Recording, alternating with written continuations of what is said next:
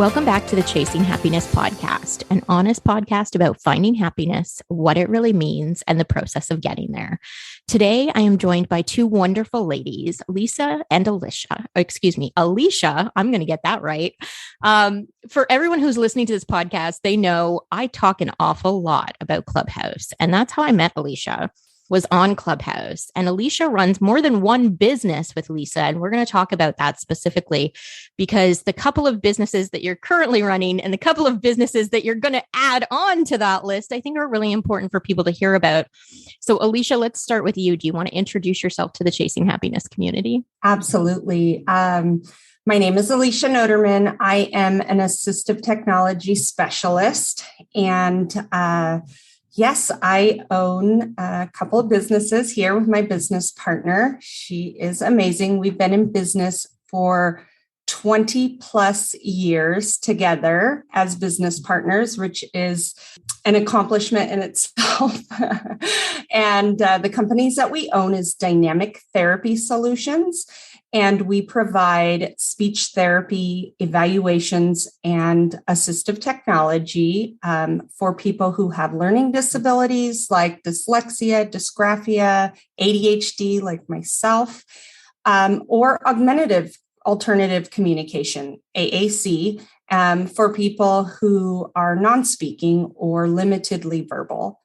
I'll let Lisa talk about our second company, and then we can get into some of the new ventures maybe later in the podcast of what's Absolutely. to come. Awesome. All right. So my name is Lisa Sandoval, and I am a speech language pathologist.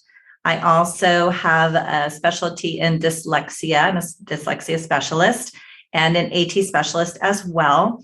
And just like Alisha said, we have DTS, Dynamic Therapy Solutions. And we also, with dynamic therapy, we see individuals of all ages for traditional speech as well. So all the littles from like 14 months up to the adults who've had a stroke or maybe have a voice disorder or any communication disorder. We pretty much cover it now. And then our second business that Alisha was alluding to is Educate4. And we started that July of 2020. Alisha and I had always wanted to go see Tony Robbins. It was on our bucket list. And we went to his very first virtual event, which was UPW, and it was in July. And it impacted us and I think changed a lot of, we have always had great philosophies and we've always been really ambitious and we want to change the world and transform lives. But I think he gave us a mechanism to change lives because we used to do in-person, different, what is my word, Alisha, I'm thinking of? Workshops and trainings. There you go, workshops and trainings. We used to do those in person and we used to get anywhere from maybe 20 to 200 people in a workshop. But what we realized is it was really hard to train a lot of people in that kind of format because you had to go to a city and whoever could come to that city. So with Tony's influence, we started Educate4, which is an online educational training company. And so now we can go on and provide these workshops and trainings internationally as well as nationally. And we've been able to launch our very first conference last spring, which I'll let Alisha talk about. And it's just going from there. And it's been really exciting to do that. Awesome. So Alisha, let's talk about the conference because you and I met on Clubhouse in, I want to say like February or so. And you really, in the midst of COVID craziness, now I know you're in the United States and I'm in Canada, so things were very different, but in the midst of COVID craziness, you were like, hey, let's just try this thing we've never tried before. And that's a terrifying thing for people to think about, especially in the middle of something like a pandemic. So talk a little bit about how you guys worked through that process, but also tell everybody sort of what the conference was. Oh, absolutely. First off, thank you, Crystal, for having us and for supporting us since February when we met. And you were in a couple of our Clubhouse rooms and just very supportive. So thank you for who you are. And okay, so CAMA is the conference that we started. It's Communication Always Matters Always. And we emphasize the always because people communicate differently. So we have sign language, we have our verbal communication, we have people like Professor Stephen Hawking. He's not our client, but he used a communication device, and he did just using his thumb to communicate, wrote his book, A Brief History in Time, with that, and just also said to be one of the smartest men in the world. So people communicate in different ways, and we want to, one, teach educators and professionals like ourselves how to work with somebody who communicates in a different way. Two, raise awareness and just inclusion for all jobs. Everything is really give people that voice and that platform.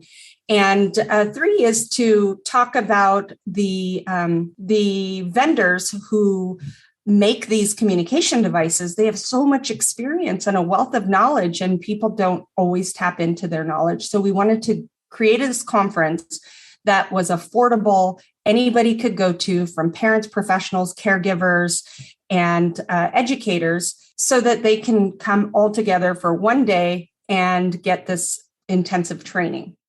And yeah, so that process, after going to the Tony Robbins event, he says this line, and it was just crazy. For literally, he said this line in his event, and he said, if you ever felt that you didn't have the resources, like, I don't have enough money, I don't have enough time, I'm not pretty enough, I'm not a good speaker, I don't have the education and the letters behind my name. If you ever felt like that you didn't have the resources, he says, bullshit. You need to get resourceful. And it literally, like, we were in different homes because we were watching this UPW during COVID, social distancing. And I'm texting Lisa like, oh my God, like, we are texting back and forth, and literally looked up on GoDaddy the names that might be available, and Educate For resonated with us because we thought it's educate for augmentative communication, speech pathology, behavior, everything that they're under the sun. So we love the name. We booked it, paid, I don't know, $4.99 for it for the year. And texted my friend and said, can you start an LLC for me today? He filed the paperwork, and boom, we have a company. And that was literally how fast it happened. Being in the field and specializing in AAC, we have a really close community where we started texting them and saying, hey, we're only getting older, and there's so much to learn in our field. And at the college level, they're not teaching this. And people are getting mad. Parents are getting mad that a speech pathologist doesn't know how to work with their son who's nonverbal, or a teacher doesn't understand dyslexia. But we have to stop getting mad at the professionals and realize that you only know what you know, and you don't know what you don't know. And if you go to school and you're spending thousands of dollars on education and they're not teaching you this shit, there's something wrong and there's something broken. And so we said, we need to get out there and we need to get to the masses. And regardless of what the colleges are producing, we need to get this content out there. And that's how kind of Educate For was born. We're still working on getting it into the colleges. We have some great professors that we're working with because it needs to get into the colleges. But, you know, with the education and healthcare, there's a lot of politics and a lot of hoops to jump through and red tape. So we just figured, we'll just start our own company and, you know, go at it from all different ways. I love that. And I love that you guys are taking this sort of bull by the horns approach because, you know, you've had DTS for a while, you've been working, you've seen that there are gaps in the system, and you know that you have some of the knowledge to fill those gaps. And the knowledge you don't have, you know, you have the ability to go out and find to bring to people. And that sort of brings me into this. You guys are also expanding into other areas because last night I got to listen to you guys talk about inspiring and helping people start practices. So, Lisa, do you want to talk a little bit about that? Because most people who are running two businesses don't stop and think, well, hey, now maybe I'm going to teach other people how to start their business and I'll shoot another business out my way. This is a lot of stuff you guys are taking on. Absolutely. No, I think, one of the pieces that Alisha was just talking about is we have been a practicum site for graduate students and SLPA, that's speech pathology assistants, right? So they're in undergrad for 20 years now. So we contract, I think, with like 15 different universities. So we're constantly working with grad students, and it keeps our staff on their toes, right? It keeps us growing, but it also makes us really aware of where those gaps are that you guys were just talking about. And they definitely exist, not only for AAC, also for learning disabilities, but we also really realize, because in speech pathology, we are pretty much a woman-dominated field. We probably, I don't know what the exact percentage is, but there are not a lot of guys in speech pathology. We want more men in speech pathology. But what happens is it makes us stop and look at being a women-dominated field. And what does that mean for salaries? What does that mean for businesses and owning businesses and having a different mindset and knowing that we as women can do anything? And I think the other piece that is hugely missing from even the medical profession is business background, right? When you go to school to be an OT, you're not taking business classes, or even as a speech pathologist, we don't have that. As a psychologist, right? There's just not that track. And so we get out there and we are working and we're so happy because we're helping people, but we're not negotiating our salaries. We're not fighting for, the rights for women and for, I think, more opportunities. So Alisha and I have always coached, right? We coach our staff, we coach grad students, we coach our friends. And so we really thought it would be so amazing, because when we first started DTS, Crystal, we didn't know where to start because we live in a very small, Alisha used to live in my hometown. She now lives by the beach, smart lady. And we thought, where should we go? And so we chose Northridge, which is in California, which is right next to a big university. It also interfaces all the different freeways go in there because we wanted a place where everyone could come. We never thought in a million years that we would open a practice in our hometown, right? Or that we would start expanding. And so as we've started to look at the cities that really need more providers, we thought, how are we going to do this? We really need to help people to have a mindset to open their own practice, right? And that you could do it just yourself, or you could do it with a partner, or you could have a really big practice. And before I pass it to Alisha, I was just going to say this. When I moved to Palmdale 21 years ago, I came from Ohio. My family lived in Edmonton actually for 9 years. So I have a little bit of Canada in there. So I appreciate the boat accent, right? I love that. I love it. We were just saying we need accents last night. But when I came here, I think there were only 2 people in our whole hometown that were doing speech pathology. And one place had kind of, their hands in everything, the hospitals and everywhere. And I never thought in a million years that we would have a practice that was multiple sites or growing. And I think that there's so much room in speech. We need so many more speech therapists out there. We need more AT specialists. We need more dyslexia practitioners. And we need to be able to help these guys and tell them what we wish we knew 20 years ago. So I'm going to pass it back to Alisha. Thank you, Lisa. Yeah, absolutely. I think when you start asking better questions of yourself and you start thinking differently, just a simple question, your brain has to answer it. So when we started asking, how can we make a greater impact? How can we help more people? It was abundantly clear that we have 20 years of expertise. And when I say expertise, I mean a lot of fails, a lot of fails that we have navigated, and a lot of no's, a lot of people. We've sat in rooms with superintendents and special ed directors where they literally would not look at us and address us.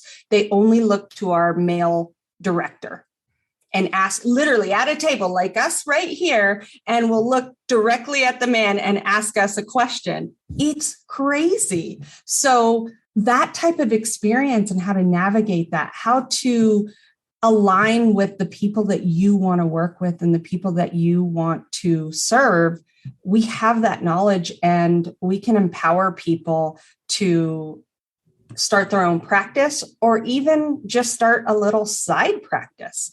And just to have that, you don't have to go out and have a business partner. I think that's funny because when we talk to people, they're always like, well, who could I get to partner like you and Lisa? Look, we are not normal. There are so many partnerships that don't work. And trust me, there's some years between Lisa and I that we're in different stages of our lives. And it wasn't always roses and easy. But we always had the same mission and the same purpose together. And we could always come back to that. But there are different stages in our lives where one person may work a lot longer. Or I wake up at 4:30 in the morning and she goes to bed at 1 a.m. So trying to figure out how we're going to work together, out of hours. And the answer is not always you need a business partner, but it's so good when you have a community. And I'm going to say this, and I may get in trouble, but the field that we're in, especially the field of speech pathology, is be more PC. We take ourselves so seriously. And when you take yourself so damn serious, you're blinded. You're blinded by possibilities. You're blinded by limiting beliefs. You're blinded by all of the schooling that prevents you from seeing something differently. And I think that's what we need to do, is to show people, like, lighten the hell up, let's just look at the basics. If we're talking about an evaluation, like, stop it, forget everything and look at, does this kid need a way to communicate? Yes. Do you need a degree to know that? No, he needs a way. Okay, so let's go from there. But I think that we just need to teach people how to think differently, how to teach differently, and how to celebrate those people like myself who think and learn differently. I just do. I'm wired differently. 100%. And here's the thing, and I'm sorry, I don't mean to jump on you, but here is the thing, because I have dyslexia. I have struggled my whole life. I'm 40 years old now, and it does not matter where you sit me down. I will always spell the word TEH. Always, no matter what. It is just something that I've had to sort of learn and, find technology to help me with these sorts of things. And the problem that you run into in the real world is some people do not have the open-mindedness to understand you are a human and mistakes are going to happen. You are a human being that has a mind of your own, but maybe how you communicate has to be different based on whatever your circumstances are. And Alisha, you had a room on Clubhouse that I want to touch on for this exact purpose, because you had a wonderful young lady come into that room and chat with us.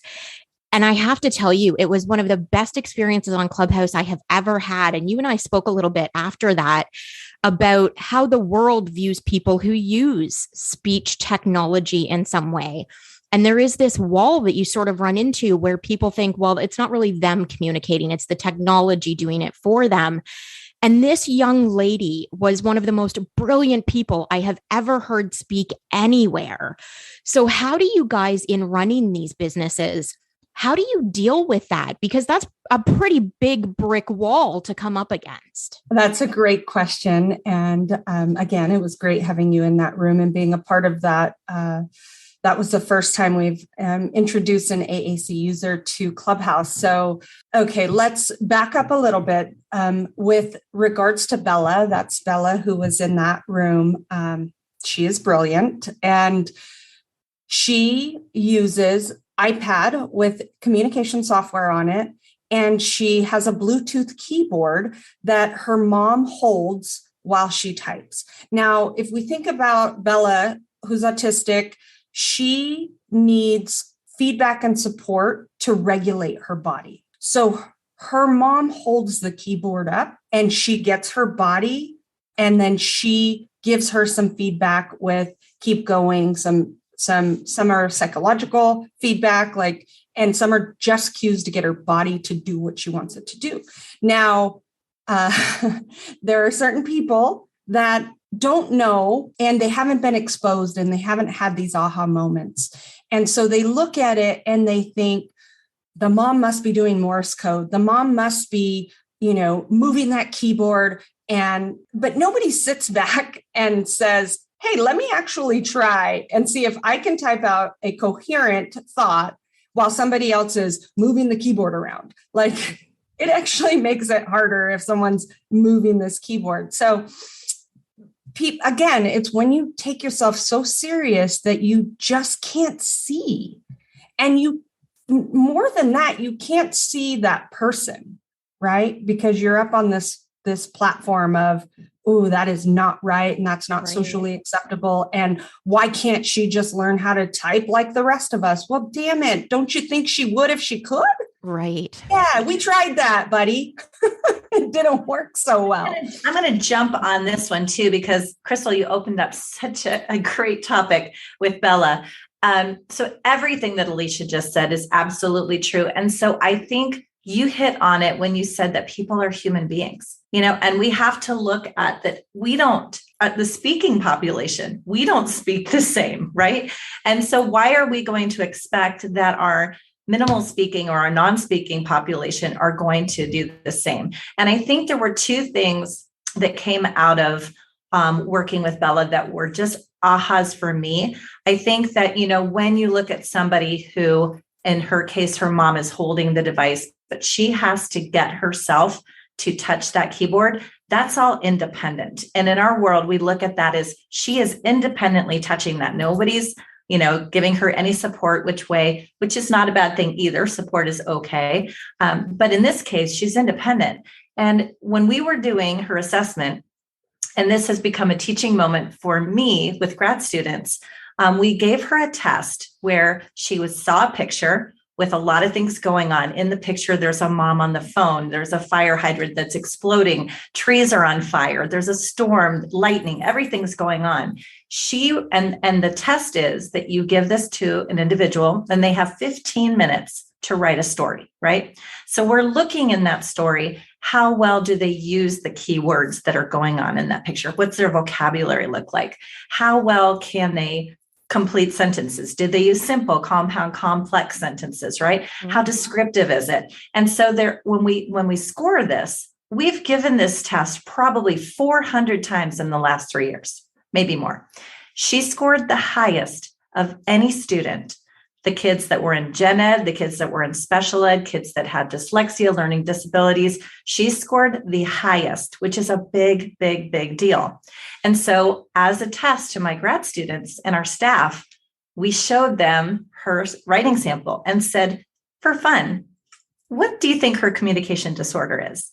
And everybody was guessing, I think maybe learning disability. And we said, what would you think if this young lady did not speak? And that she typed that out, and everybody was in shock.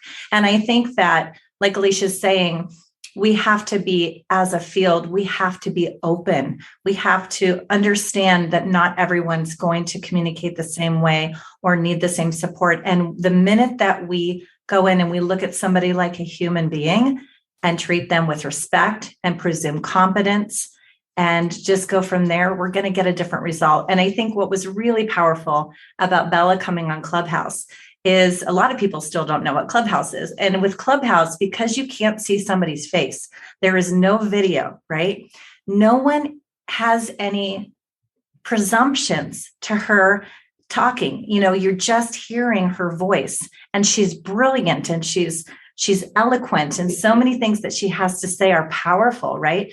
And I think that if we could just get away from always going to be judging, right? And to really live in our hearts, get out of our heads and go from an emotional world, we would do so many of our clients a better service. Yeah, so true. I think just to tag on to that is if we could think about a classroom setting, if we could just give people the supports they need, and I don't mean just assistive technology, I mean the emotional support. If we could give them the visual support, the multisensory support, the assistive technology support, the augmentative communication support, even without an IEP, right? And stop demonizing the supports that people need and just give it to them, that you don't have to fail first before you get supports. And that's how our healthcare and our education system has been, is that you fail first, then we treat whatever that is, right, those symptoms or those deficits. Don't fail first, give them the supports that they need to succeed and give them to everybody. Because you know what? Just because so-and-so has an IEP, I bet you the person next to him could really benefit on those days that are tough for writing, being able to use a keyboard in the classroom setting. And the technology is there and it's here. It's just thinking differently, giving those supports. And I love that. And I actually think that's kind of a perfect place to end, because I will most likely, definitely have you ladies back on in the new year. But I think for now, having people have that reminder, having people look at it differently and understand, you may not have all the answers, but there are great people like Lisa and Alisha out here who can help you get those answers. They can help you find the things that are needed so that you can look at things differently. And so for everyone listening to this podcast, of course, as always, I will share links to the websites and all the social media and all the fun stuff in the show notes so that you can follow them. And I thank you ladies for joining me today, because quite frankly, I could probably talk to you for like 4 hours. So I do appreciate you taking the time. I know we're in totally different time zones, but I will definitely have you guys back. But before I let you go, do you have any final words for the Chasing Happiness community? Thank you so much for having us on. I think the last words is that, if you're a parent or a professional and you need any help or support with your students' learning disabilities, doesn't matter if you're in the state of California or even in the country of the US, reach out to us. We are an open book. We believe in sharing, and our goal is always to make a greater impact. And if you are a therapist, an OT, a speech pathologist, and you are thinking about making a greater impact, and you think that you cannot make that impact in your school or your district or your private, wherever you work, reach out to us. We want to help and support you on that journey. We have lots of years of experience, and we just want to help and leave this world a little better when we leave. That's beautiful. I love you guys. I appreciate you so much. Thank you for joining me today. And to everyone listening, thank you. Thank you for coming back every week and listening to the podcast. And thank you for following all these amazing people and all of the magic that they're creating in the world, because that's the reason I do what I do.